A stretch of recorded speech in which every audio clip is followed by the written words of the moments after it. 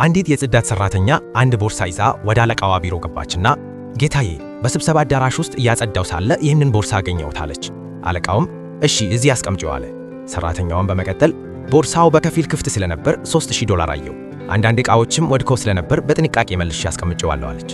አለቃው አመስግኖ አሰናበታት። ወዲያውም ትልቅ ደንበኛቸው ለሆነውና ለቦርሳው ባለቤት ለሚስተር ዊልሰን ደውሎ ሄሎ ቦርሳውን እኛ ጋር ረስተውት ሄደዋል አላቸው። ሚስተር ዊልሰንም ኦ እግዚአብሔር ይመስገን የት አልኩት ብዬ ተጨንቄ ነበር፣ ውስጥ $5000 አለበት አሉ። ስልኩ ሲዘጋ አለቃው ግራ ተጋባ። የጽዳት ሰራተኛዋ ያለችው 3000 ነው፣ ባለቤቱ ግን 5000 ነው ያለው። ጸሐፊዋ ጣልቃ ገባችና ጌታዬ የጎደለውን $2000 በእርግጠኝነት እሷ ነች የወሰደችው አለች። አለቃውም ለምን እንደዛ አሰብሽው ሲል ጠየቃት። ምክንያቱም እሷ የሁለት ልጆች እናት የሆነች ያለ ባል የምትኖር ችግረኛ ናት። ባለፈው ሳምንት ደሞዝ እንዲጨመርላት ስትለምን አይቻታለሁ። እንዲህ አይነት ሰዎች በጣም አጭበርባሪ ናቸው። እመነኝ እሷ ናት የሰረቀችው አለች።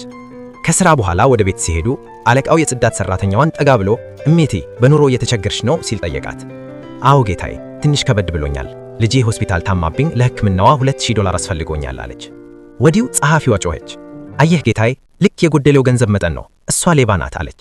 የጽዳት ሰራተኛዋም ደነገጠች። መልሳም ሌባ? ኧረ እኔ ምንም አልሰረቅኩም፣ ለምን ተዋሻለሽ አለች። አለቃውም በቃ ይበቃል ሂጂ ብሎ ተሰናበታት። በሚቀጥለው ቀን ሚስተር ዊልሰን ቦርሳቸውን ሊቀበሉ መጡ። ቦርሳውን ሲከፍቱ ግን $3000 ብቻ አገኙ። አለቃውና ጸሐፊዋም ምን ይፈጠር ይሆን ብለው ይጠብቁ ጀመሩ። ነገር ግን ሚስተር ዊልሰን አልተቆጡም።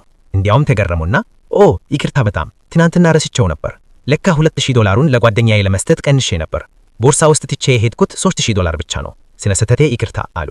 በዚህ ጊዜ ጸሐፊዋ በአፈር ትደረቅ ቀረች፣ በስህተት ጽዳት ሰራተኛዋን በመወንጀሏ ምክንያት። አለቃው ግን ፈገግ አለና የጽዳት ሰራተኛዋን አስጠራ።